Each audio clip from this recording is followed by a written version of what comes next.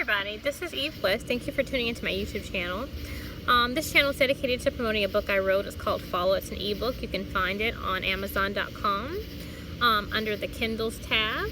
And it focuses on a holistic view of spirituality, looking at it not just from a metaphysical, conceptual standpoint, psychological, if you will, like creativity and, I guess you would say intuition and stuff like that, love, all those conceptual aspects of a human being, but also focusing on the reptilian brain, which you can see, taste, touch, smell, and hear. And so, I really work to bridge the gap between the two and looking at certain topics such as sex and such as race and money and so forth. A lot of those things that we are conditioned to stay away from, and see how that factors into us spiritually, as well as those etheric, conceptual, metaphysical aspects of who we are. I talk about the constructs of the matrix that work to divide the reptilian from the psychological mind, if you will, or Adam and Eve, Isis and Ra, whatever you want to call it, God and the devil, the conscious, unconscious mind, and look at media, entertainment, education, the familial structure, religion, the government structure itself, all those things I look at to really show you how they're designed to actually break you apart and make you two people. So when you go to sleep at night and you shed your concepts of the matrix, when you go to sleep, you don't remember anything. You're not a man, woman, rich, poor, black, white. You're just no one. And so you go to another realm, you're unconscious, where you work out the restrictions that you had in physicality. That would be your astral self, or the masculine aspect of yourself, in contrast to the feminine ego. And so you can really think of the feminine ego as a slave to the astral masculine self. This video, my last video actually talked a little bit and gave you an overview of gang stalking, what gang stalking is and mind torture is. I just pretty much told you that whenever you're in the matrix and you start to wake up out of your stupor, so to speak, your DNA, your soul is activated, your melanin, which is connected to your pineal gland, which gives you insight. Once that is activated, you start to become demonized within your environment. And like I said, this goes back into the mark of the beast, so what have you, and how, the mark of the beast is, people say if you don't accept the mark of the beast, then you will not be able to buy and sell within the garden, so to speak. And so this really kind of paints a picture of that, and those apocalyptic, those really ambiguous things that are mentioned in the Bible, and really puts some more layman's terms, really breaks it down for you in layman's terms. And I use my life and my process of crucifixion to really tell you and share with you what that looks like and what that does to break you down psychologically. And so I really want to focus on specific examples of my gang stalking. One of them affected my livelihood. So livelihood is affected when you are waking up and you become a Luciferian, or Lucifer, or Lucy, or a light bearer. And so I started to experience a lot of harassment on my job. When I was working at my job, and the name of the school I was working at is called E.L. Wright. And so it's not ironic that L is the ancient Hebrew name for Satan or Saturn. And many of the schools I worked at had an L in them. And so, it goes to show that with those so-called coincidences, that our life is bound by the Akashic record, or the book of life, whereas all the thoughts, actions, and emotions of a human being is really laid out. It's laid out for you. Like I said, it's focused on as the book of life and the book of Revelation. But many of my schools focused on, really had the word, or the prefix or the suffix L in them. And so E.L. Wright was a school that I worked at. And when I was there and I started to wake up and really, become a seeker of knowledge, I started to experience a lot of affliction, psychological affliction at this point. I started to do a doctrine called A Course in Miracles. And so A Course in Miracles really worked to screw my mind up. If you look at A Course in Miracles, it's a very devious doctrine. It's called spiritual psychology. Now, my book is based in spiritual psychology, but this book is based in really destroying the mind. There's so many principles in A Course in Miracles that say one thing, but then it actually, has a lot of details and instructions to do another. And so, for example, in A Course in Miracles, it teaches you about thought. And it teaches you that you're not responsible for your thoughts. You're not responsible for your thoughts in the matrix. So there's no reason to feel guilty for thoughts. But, you know, before you can make a decision, you have a thought, you know. That's where your decisions come from. So basically, if you look at how things are grounded into physical reality, they first start with the metaphysics of thought, and then they're grounded into at the atomic level. And so, you know, when you think about that, and you think about the doctrine of A Course in Miracles and how it teaches you that you're not responsible for thought, and you're not acting responsibility if you know, say you're responsible for thought, then, you know, then it doesn't make sense for different parts of the doctrine to tell you that you are responsible for decisions. You know, you didn't think the right way, or you didn't decide with the Holy Spirit or what have you, or if there's certain outcomes that happen at the atomic level, then you're the one who made the mistake, and that's not true. Especially since you're saying that you're not responsible for thought. And so if you're saying, quote unquote, within your doctrine that God is responsible for thought, the metaphysics, then he's also responsible for the atomic level. So, you know, there's lots of lies and things like that, and truths. There's lots of lies and truths within the doctrine of A Course in Miracles, and also telling you, you know, that, you know, people in the, you know, in your life, in your world, are not real. It teaches you that people pretty much are dolls, and in a way, that's true. In a way. But the way that it teaches you these principles, if you will, is used to invoke fear. And so I want to just kind of give a snippet out there of A Course in Miracles. I might do a video on A Course in Miracles. I try to stay away from it because it was really detrimental to my psyche, and it caused me to go into a nervous breakdown. And so I had a nervous breakdown at the school as I was practicing A Course in Miracles, and all the psychological splits and things like that within the book that really worked against me mentally. And so when I had my nervous breakdown, you know, just to kind of give you an idea of the incident, one day I just broke at work, and I was practicing the course, reading the course and stuff like that, especially throughout the day that I had my breakdown. And, you know, I really went into a perpetual state of fear because of what I had been reading, and I wasn't able to meet the mark in terms of meeting the expectations of A Course in Miracles. It seemed like, you know, one thing about A Course in Miracles, when you really study the doctrine from the pineal gland capacity, not as a slave, right? Not understanding, but overstanding A Course in Miracles, you really see that it creates what we call square and circle scenarios. And so what does that mean? Well, say for example, your handler, which is the course, I guess in this case, you know, says to do something, but then he facilitates an environment where you cannot do that. That's what I mean by square and circle scenarios. You know, the course tells you one thing, but then perpetuates another. And so, you know, when I went to a nervous breakdown this particular day as I was observing the course, you know, my job, you know, I had it, and I had left work early. One thing, I never would leave work early. I was always that teacher to stay, you know, until 5 o'clock, 6 o'clock at night, you know, helping kids, you know, kids being in my room playing games, getting, you know, like tutoring or whatever the case is, talking to them about their problems, you know, or planning, you know, at least planning for the next day, running copies and stuff like that. So, you know, my job oftentimes did not start until my kids left, you know, for the day. But this particular day when I had my breakdown, I left work right away because I felt that given the doctrine that I read, that I was observing and I was trying to implement in my life, I wasn't meeting the mark, and God was going to be upset with me, and God was, you know, hating me for not, you know, being a good disciple, so to speak, or whatever the case is.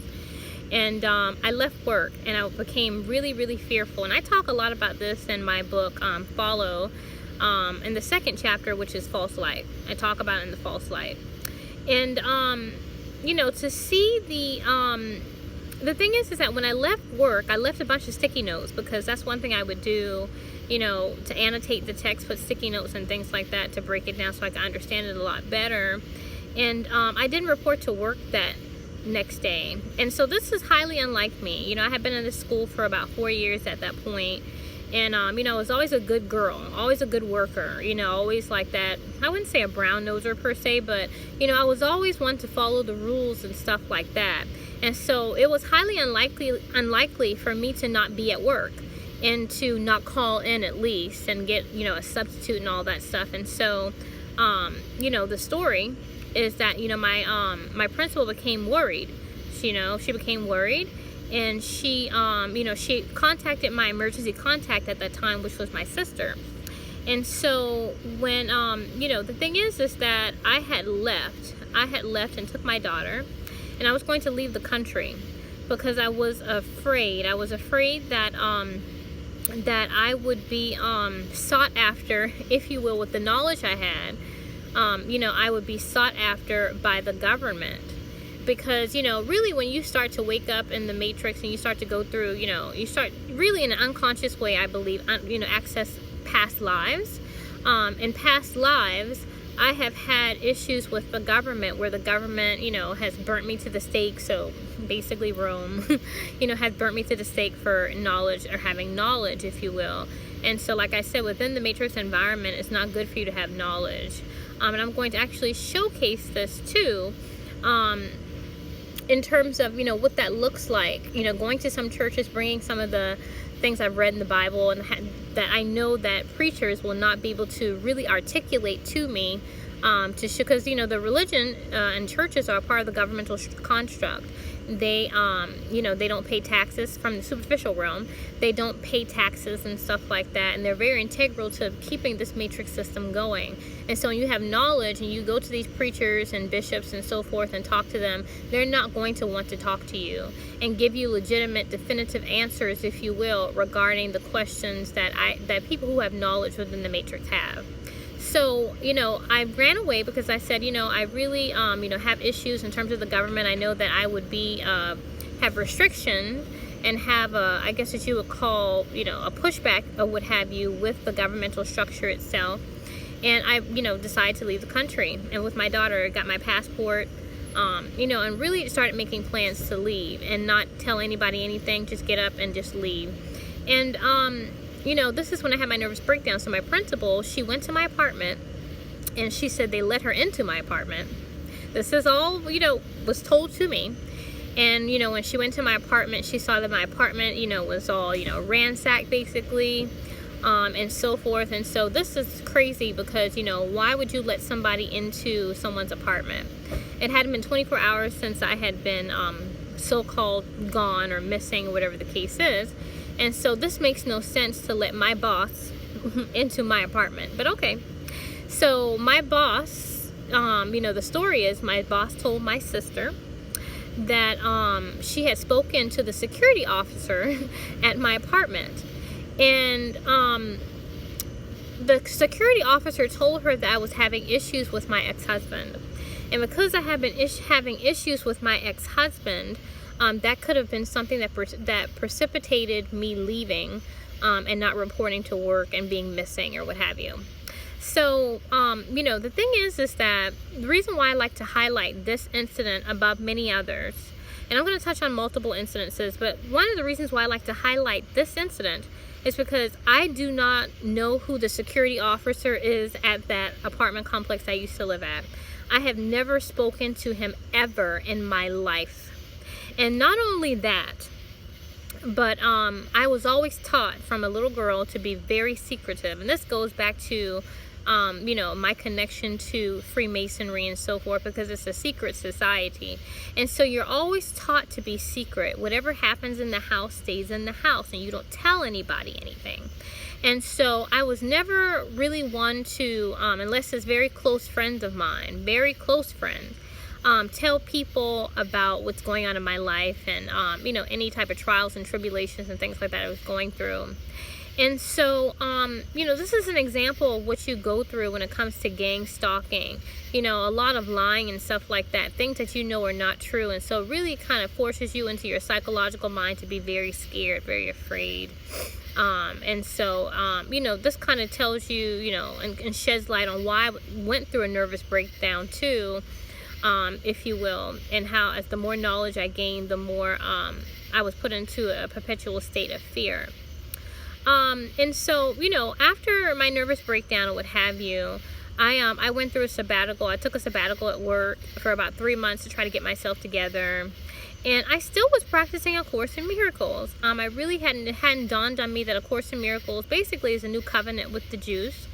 A Course in Miracles is something that's used to divide Adam and Eve. Like I said, there's lots of psychological splitting in the Course where it advocates something, but it facilitates an environment for the opposite, or square and circle scenarios. In terms of, the Course in Miracles, it really continued to be a detriment to me psychologically. But my sister and my ex-husband at the time, and my ex-husband and I, we stayed friends. That's another thing, me and my ex-husband have always been friends. And so what the security guard, supposedly told my principal was just a flat out lie. But my ex-husband said to to report back to work because I needed to support my livelihood and stuff like that. And so I did so, to support my daughter in any way that I possibly could. And but one thing about it, whenever you're going through mind torture somewhere, such as at my job in this case, when you go back into that environment, the mind will actually recall the feeling that it had when you were in that environment and you experienced your torture. So in going back there, I was my fear had been multiplied times 33, right? Hence the 33 with Freemasonry. So my fear had been highlighted or enhanced, I should say, 33-fold.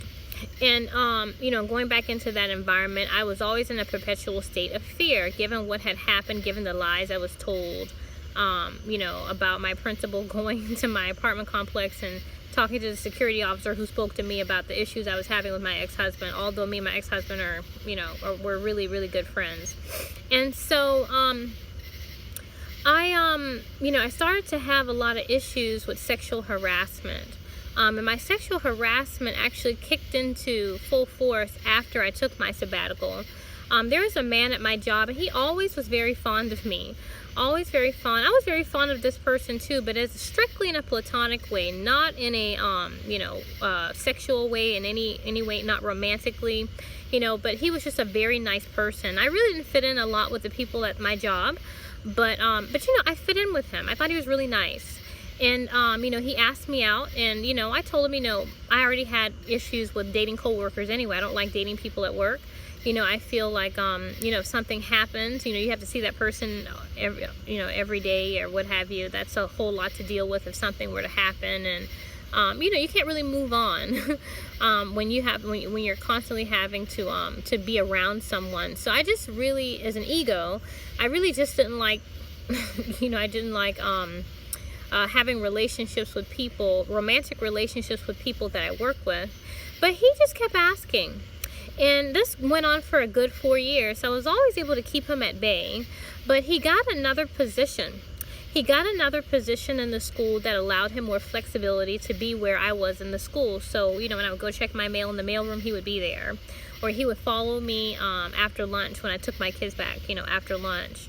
And then he started to really be relentless where he would come into my classroom and he, at the end of the day, and, I just felt, I just had it. And so one thing about it, whenever you're being gang stalked and you're being pursued within your environment, because the thing is that as an ego, I've always taught to be very docile and very passive. Don't be assertive. If you tell someone something, tell them in a nice, pleasant way. Like Emily Dickinson, if you tell the truth, tell it in slant. So, for example, like if someone's hair was really messed up, I would never say, your hair looks like shit. I would never say something like that. I would say, oh, I liked it better that other way, and what have you. I always tell the truth in slant. And so, because I had gotten to the point where I just couldn't take it anymore, I lashed out at this person. And I slammed the door. I slammed the door to my classroom, and I was very irate. And I cussed him out. And and my kids even knew that I was afraid of this person, because normally, my kids would leave. My last class, I would dismiss them at the end of the day. They would just leave. They would just leave. For the most part. Bye. They would tell me goodbye, what have you, and just go home. But when this particular day, when I had this confrontation with this coworker, my kids stuck around in my classroom. Many of them stuck around. They stayed there, and I just was like, oh, okay, they really catch it too. Kids catch things. And so they caught, this is not going to be a good thing. And they could tell that I had it. And I think they stuck around because they didn't want something to kind of go wrong there. And but I told them, I said, guys, it's okay, guys, go ahead and leave, or what have you. I need to talk to Mr. so-and-so. And when I spoke to him, I had it, and I really did let him have it.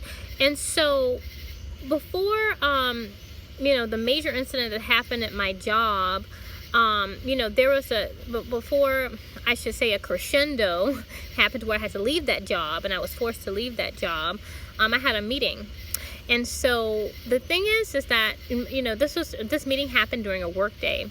And one thing about teachers, we never get a chance to do anything, even during the year, or during this, well, I should say when we have kids during the year. We can't go like other jobs to, go to lunch and stuff like that. And so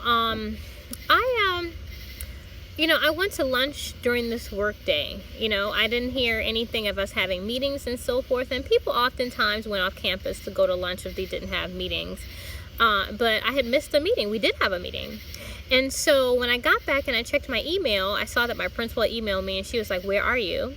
And so I said, "Oh, okay." I was like, "Oh, I didn't know we had a meeting." So I sent her an email, and I said, "Oh, I'll be right down," or what have you. I apologize for missing the meeting. And so the meeting was done. The meeting was done by the time I had come downstairs. And, the principal, she really wanted to speak to me in private. So I said, okay, that's fine. And so when I spoke to her, she said, "Where were you at this meeting?" And I said, "Oh, I so apologize. I apologize for missing that meeting, or missing the meeting. I really was unaware." And so she said, "Well, I sent an email in regards to us having the meeting." So I said, okay, well, that's an email that I must have missed. And so I was like, well, can you bring that email up? And when she went to bring the email up, she couldn't find the email, which makes no sense. Okay, this email that you sent, you should be able to go into your account and bring up the email. So she couldn't find the email. And so it so happened that when she sent that email, the internet was down at our school. So I could not get the email in time enough to know that we did not have a meeting. It wasn't given, like, for example, teachers check their emails, before they leave school the next day. Before you leave school the next day, you check your email to see what's going to happen for the following day. And I had a meeting, a parent conference that following day, I want to say. I think I had a parent conference during the workday, which was very odd too. And so I wasn't able to check the email before this meeting. Something happened, and I believe it was a parent conference. And so, I didn't check it before when I first came to work, because I had to go straight to this parent meeting. So there are circumstances that happened, whereas I felt, because of my standing at work, and because, my principal had given me an impeccable recommendation to the new school that I was going to, and how she had given me an exceptional evaluation for the end of the year, as my end of the year evaluation.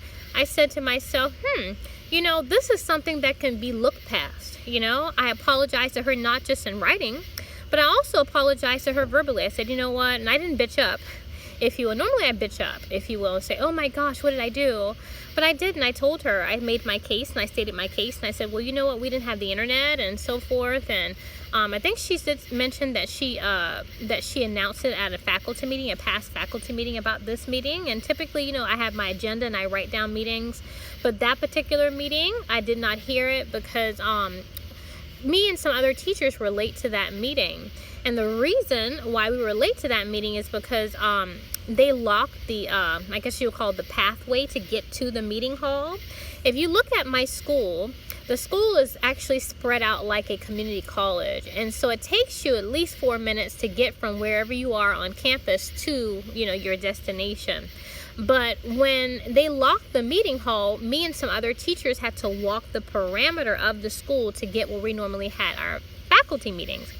And so these were legitimate reasons for why I missed the meeting, or didn't know about the meeting that I missed. And so when I stated these things to her, she became upset with me. She became, you know, a little snarky, if you will, and I didn't appreciate it, especially given the fact of all the sexual harassment I have been going through, all of the, you know, issues I've had in terms of, you know, my nervous breakdown and going through other various mind torture programming I had been, and all the harassment at that school. And so I had just had it.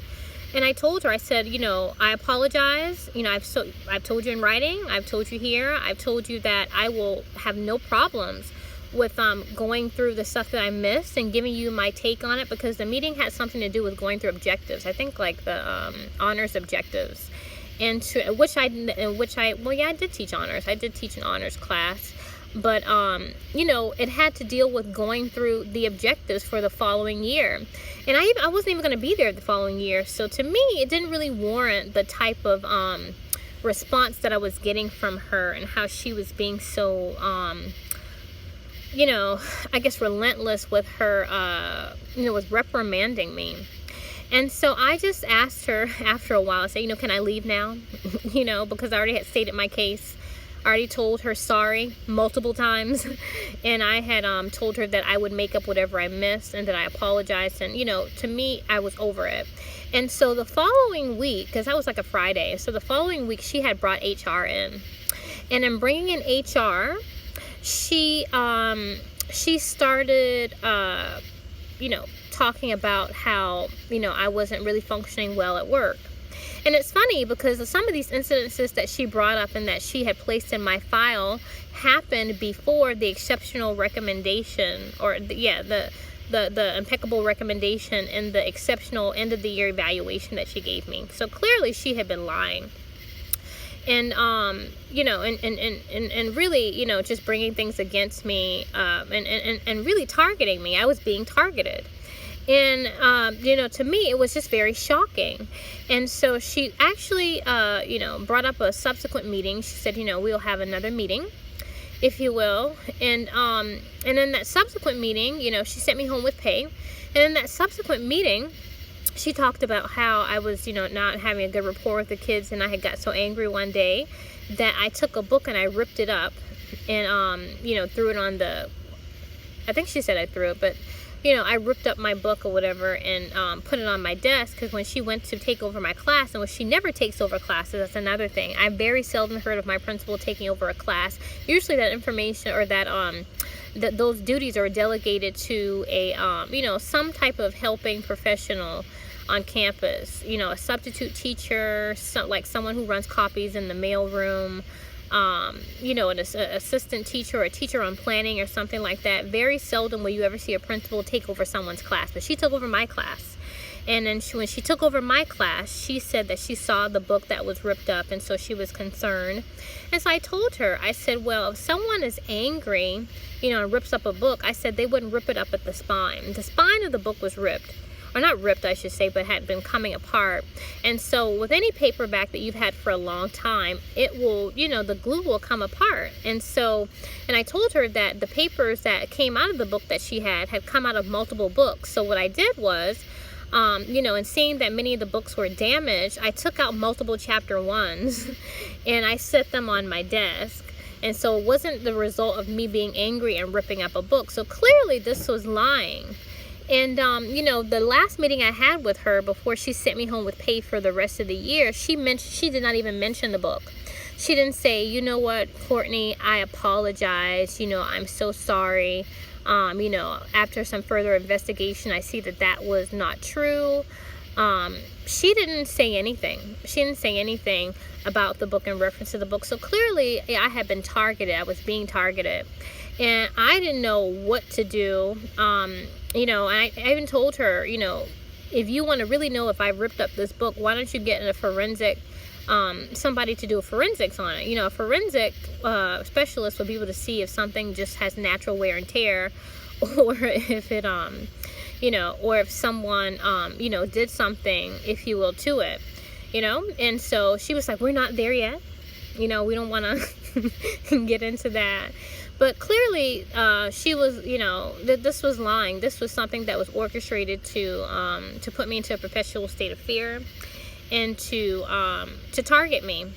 And so, I want to point that out, that, things like this happen to targeted individuals. When you start to seek knowledge, if you will, and you start to find out, Jesus' name would not have been Jesus if, and walking the earth during the time that he would have lived, because the letter J didn't exist during that time. And you start to see that the Bible is not true, although you were taught that it was true as a little kid. When you see all these different things and you start to really wake up, you don't really fit in with the people that are around you, co-workers, family, things like that. And the information that you're sharing with them, although you're not saying believe what I'm saying, but when you share that information, you become ostracized. You don't really fit in. And, during this time, too, and observing certain doctrines like A Course in Miracles that really helped to, work on my self-esteem and embellish my psychological mind and put me into a perpetual state of fear, it really was a bad situation. And then when I actually left E.L. Wright and I went to another school in Atlanta, Georgia, I really started to experience even worse gang stalking, because at the schools I was at in Columbia and E.L. Wright, even though I was being targeted there, they still gave me more liberty. I had more liberty to kind of teach the things I wanted to. And, as long as I did my job, it was, I didn't really, I should say I could do my job because my principal did her job. Because she did her job and most of the people around me did their job, then I could do mine. But at my other school, I couldn't really do my job because, the superiors and my fellow co-workers wouldn't do theirs. So, for example, like if I gave my kids a diagnostic assessment or something like that, and I was told that in order to give the diagnostic assessment that I had to get certain resources like laptops, or I had to get like these certain, like technologies to do it. And I was told to go to certain teachers who were designated to give me these things to implement the diagnostic to the kids.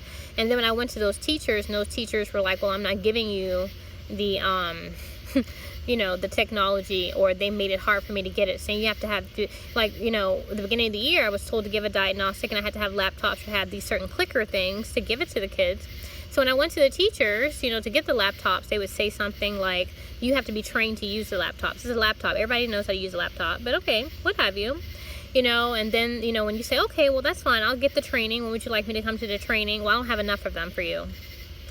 Something like that. Very nasty and snarky. And even one of the assistant principals at the new school that I went to in Atlanta said, I'm sorry, they were really just nasty to you. And, I was new to the school and I was really trying to learn things and learn the people there, really trying to fit in and to really try to put my best foot forward. And I've always been trained and conditioned to work for my earthly masters and to be a good worker and to do what I'm supposed to do. But within the environment, I was not able to function and do what I was supposed to do. Even meet federal guidelines. For example, when kids have an IEP, which is an individual education plan, you are told that you have to meet those, accommodations for those kids. And if you don't, then you're not within compliance. And so you could be held in the court of law, if you will, if you don't meet those standards. And so, I had kids in my class that needed separate setting to take tests and stuff like that. But I did not have a co-teacher, a special ed co-teacher, which many teachers who teach special ed do. I didn't teach special ed. I had some kids that were sprinkled within my regular classes and my honors classes. But, I was not at liberty to take those kids and to take their tests while leaving my regular kids or my honors kids in their classroom. And so I needed some help. I needed some support. And so I could not find support from the special ed, the people who were over the special ed department. The principal, he really, didn't help me. No one helped me to meet guidelines. And so when I was within that construct, I said to myself, that school, I said to myself, I can't do my job. I can't do it well. So I left. I had to leave. And, really what I'm doing is I'm painting a picture of how when you're in the matrix and you're waking up in the matrix and you're really starting to see, all the lies and things like that have been told to you, you become a divergent. And when you become a divergent and your conditioning is conflicting with the new knowledge that you're gaining, right? You become Lucy, then you are targeted. And really your livelihood is affected, and so you're forced from jobs. And so, you know, within the matrix environment, within the environment itself, money is needed. Within the environment, you can't really do anything here without money. And so the purpose is to put you under restriction. So, you know, eventually, because your reptilian brain kicks in, right? And so the whole purpose of the programming is to force you to some type of conviction, because, you know, reptilian brain, you need food, you need shelter, you know, you need certain basic needs and things like that to keep up the body. And also too, not just, you know, some type of conviction in a court of law because you can't meet certain needs, right? So you try to find out ways to, you know, try to meet those needs, if you will, in roundabout ways. You know, it's very difficult. You're forced from jobs, and you really have no, they really make it to where you cannot function within your job setting. So that's happened, you know, the mark of the beast, where you can't really function well within the matrix environment and design it to do those things.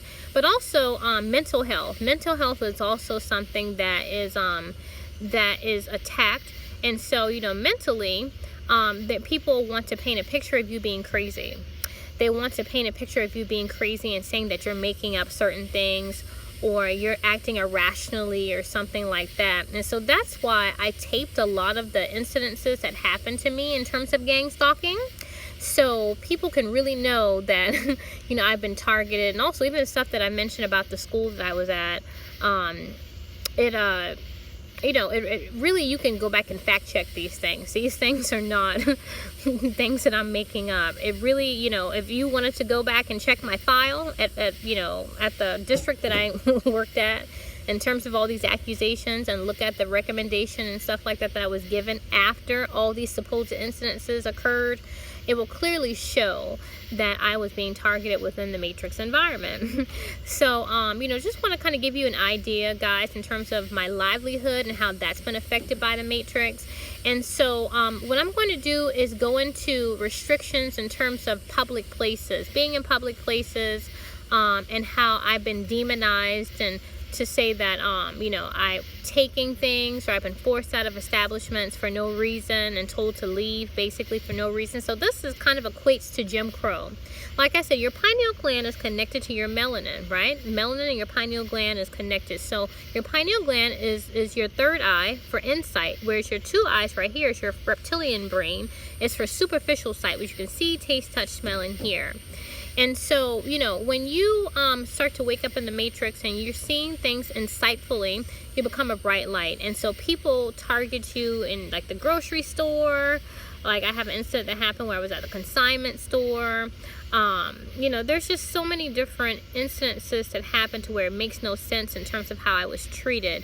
And like I said, this equates to Jim Crow. So Jim Crow related to black people. So this is your melanin. This is your pineal gland, your melatonin. This is what happens in terms of black people in the matrix environment, because you have the, I guess you would say, the capacity with the melanin, the pineal gland, to see past the construct. So I'm going to be sharing some of my Jim Crow incidences with you guys in my next video. Thanks for watching.